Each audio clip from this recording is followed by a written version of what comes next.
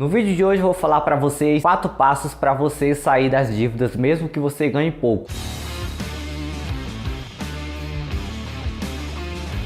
Fala galera, tudo bem com vocês? Sejam bem-vindos mais uma vez ao canal Mente de Milhão. Eu sou Robson Andrade e no vídeo de hoje eu vou falar a respeito de 4 passos para você se livrar das dívidas mesmo que você ganhe pouco. É claro que quando falamos de se endividar, eu acredito que seja mais uma questão gerencial. Às vezes você pode simplesmente olhar esse vídeo e dizer que a questão de você se endividar está ligada, por exemplo, talvez à forma de que o governo atual que nós temos, ou o passado, independente de qual seja o governo, seja o culpado de você viver endividado. Mas que muitas vezes essa questão de endividamento está ligada mais às suas atitudes, de que forma você se comporta com suas próprias finanças. Então, antes de mais nada, que tal fazermos uma pequena reflexão? Se eu perguntasse para você por que o Brasil, o nosso país, é um país que tem tantas pessoas endividadas, poderíamos dizer que existe uma série de fatores, mas existem algumas coisas que, do meu ponto de vista, facilitam as pessoas irem para o caminho do endividamento. E antes de eu falar dos 4 passos que você pode seguir para sair das dívidas, vamos fazer uma breve análise também sobre alguns fatores. O primeiro fator, o nosso país é extremamente consumista. É um dos países que mais se consomem bens de todas as formas, sejam eles físicos, digitais, seja lá qual que é a forma de consumismo. Quando falamos de consumismo, é o hábito de comprar. O Brasil, mesmo que viva há muito tempo em crise, existe um alto consumismo absurdo de todo tipo de bens. Um exemplo disso é que quando falamos da alta, por exemplo, do combustível, que é um dos mais comentados, e a questão da inflação está alta, as pessoas, mesmo assim com o combustível caro, com combustível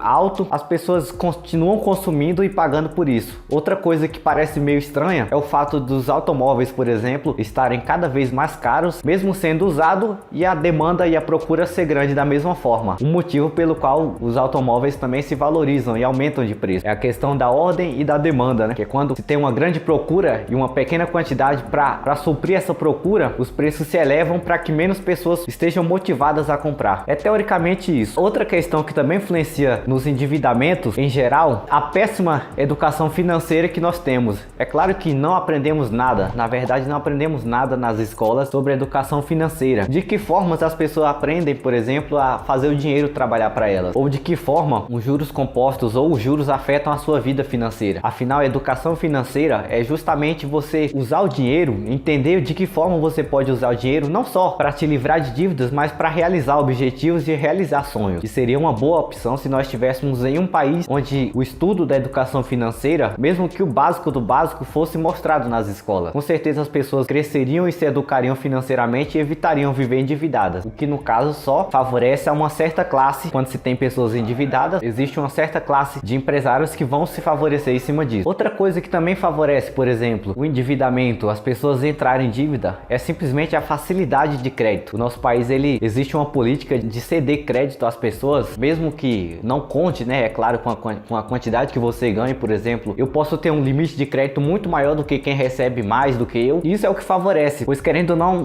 todo o cenário, né, tanto da questão de falta de educação financeira quanto da questão do governo influenciar as pessoas a serem consumistas, as empresas, o marketing, a imagem dos produtos que dão aquela falsa ilusão de que precisamos comprar tudo que vemos pela frente, englobado, é claro, com a facilidade do crédito, faz com que as pessoas comprem quase sempre aquilo que elas não necessitam de verdade. E aí você está comprando às vezes por influência que não a sua mesma ou pela sua própria necessidade. A facilidade de crédito é simplesmente você, por exemplo, ter a facilidade de pegar empréstimo. É você ter a facilidade de financiar algo, de você obter crédito na forma de um cartão, por exemplo. E é claro, tudo tem seu custo, né? Um banco jamais vai chegar a te oferecer um limite de 10 mil reais se a intenção dele é que você faça 10 mil reais e você pague 30 de dívida ao final das contas. Não passa disso aí. Você pode ter certeza que qualquer tipo de crédito que você recebe é simplesmente para que você pague o dobro, ou dependendo da condição até mais que isso. Um financiamento de um bem, de um imóvel, de um carro, você vai comprar ele por um valor, mas você vai estar pagando às vezes 2 vezes o valor, até 3, por causa dos juros e da facilidade que você tem de obter crédito. E é claro que dá aquela falsa ilusão, né, de que você tem esse benefício a seu favor. Pode até ser que seja assim um benefício a seu favor, quando você sabe usar das melhores estratégias e da sua própria educação para lidar com isso. Senão, você vai criar simplesmente uma bola de neve que vai te afundar. E é claro que também é um fator extremo, os juros abusivos. Como eu acabei de falar, a questão do crédito fácil traz uma consequência. Se você entende que você pode, por exemplo, comprar algo que não está ao seu alcance e você pode parcelar ele, sei lá, em quantas mil vezes for possível, automaticamente dentro daquele valor que você financiou, que você pegou emprestado, vai ter um juros. Um juros que, se você for olhar lá para o final dele, você vai entender que você está pagando 2, 3 vezes o mesmo valor. E é claro que nosso país é um dos países que tem a maior taxa de juros comparado com outros países também. Embora outros países estejam taxas de juros altas, mas existem uma situação econômica, vive uma situação econômica totalmente diferente da nossa. O problema é que a nossa situação econômica é uma situação, eu diria, de deficiência, e todas as coisas que deveriam transformar, fazer a própria sociedade, né, os próprios cidadãos reverterem essa situação, simplesmente está indo cada vez mais pro buraco. Então não tem como comparar assim outros países, mas a questão da taxa de juros, realmente o Brasil ele é um dos primeiros ali nessa questão, tanto para empresário quanto para pessoa física, seja lá qual tipo de pessoa for. O nosso país ele está nesse ranking. Bom, agora que eu já falei um pouco sobre alguns fatores que podem influenciar ao endividamento, vamos falar sobre 4 passos agora que você pode fazer para fugir dessas dívidas, ou simplesmente se livrar dessas dívidas e, é claro, ter uma vida melhor, um controle melhor das suas finanças. O primeiro passo, quando você for pensar em renegociar uma dívida, é não vá direto a um gerente de um banco. É claro que eu falo isso porque o gerente de um banco, da mesma forma que outras pessoas que também trabalham em um banco, é te oferecer todo tipo de produto ou te motivar a gastar ou pegar empréstimos ou pagar mais juros, porque o interesse do banco é simplesmente isso. E o gerente, infelizmente, ele tem que cumprir com essas obrigações para ele estar no cargo ou para ele mostrar resultados para o banco, né? Infelizmente, é essa a obrigação do gerente, é criar pessoas, trazer pessoas para serem credores do banco, devedores, melhor dizendo. E assim, cada vez mais você vai estar se endividando. Então evite o máximo possível e diretamente negociar com gerentes do banco, pois às vezes o banco vai te oferecer uma proposta de renegociação e você vai estar pagando às vezes 2, 3 vezes mais o valor que você já devia, simplesmente porque o gerente falou que aquela era a forma certa de você renegociar, que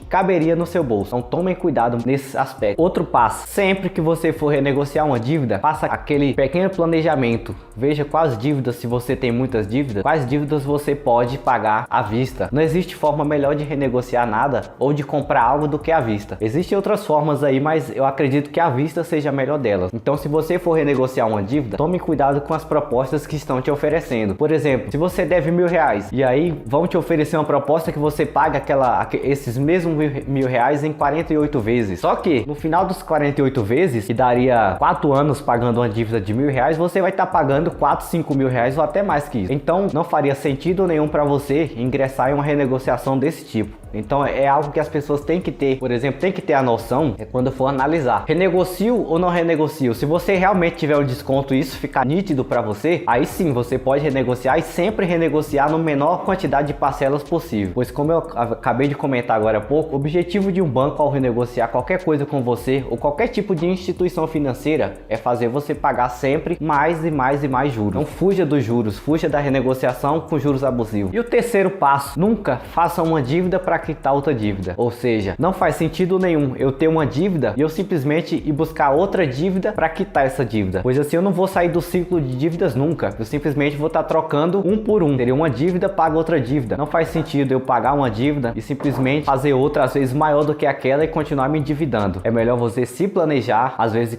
igual eu comentei, evitar gastos desnecessários e pagar à vista uma determinada dívida ou no mínimo possível de parcelas para você não estar pagando juros. E é claro, não quer dizer que você pague uma dívida que você pode fazer outra. Tem muitas pessoas que vivem fazendo isso. Elas se endividam, chega período X, ela paga essa dívida e já faz outra dívida. E assim ela fica num ciclo infinito de dívida até qualquer dia quando ela não saber mais o que fazer. E o quarto passo é o controle emocional. É você se controlar para não fazer novas dívidas, simplesmente mudar o seu pensamento. E ao invés de criar dívidas, crie ferramentas criativos ou compre ativos que vão te favorecer na parte positiva da história. Pois enquanto você cria dívidas, você está fazendo todos os juros trabalharem contra você. Ao contrário do que você pode fazer simplesmente quando você começa a criar o hábito de investir, de estudar sobre educação financeira, de aprender de que formas o dinheiro pode trabalhar para você, mesmo que aos poucos. E aí sim, você vai começar a mudar seu pensamento e vai se disciplinar. E não vai estar se endividando de qualquer forma ou desnecessariamente, às vezes só por impulso. Existem vários fatores, como eu comentei no começo do vídeo. Tanto a questão do crédito fácil, quanto a questão das propagandas, muitas vezes enganosas que nós temos, ou de qualquer outro outro fator que vai te motivar a comprar coisas desnecessárias, a se endividar. Então é simplesmente faça isso e você vai ter uma vida diferente da realidade de muitas pessoas que são endividadas ou estão endividadas nesse momento. Bom, antes de mais nada eu queria pedir também para você que gosta desse tipo de conteúdo, quer aprender mais tanto sobre educação financeira, histórias de sucesso, sobre investimentos e assuntos voltados para esse tipo de tema, que você se inscreva no canal, ative suas notificações e sempre que possível compartilhe com seus amigos. E um muito obrigado, até qualquer momento.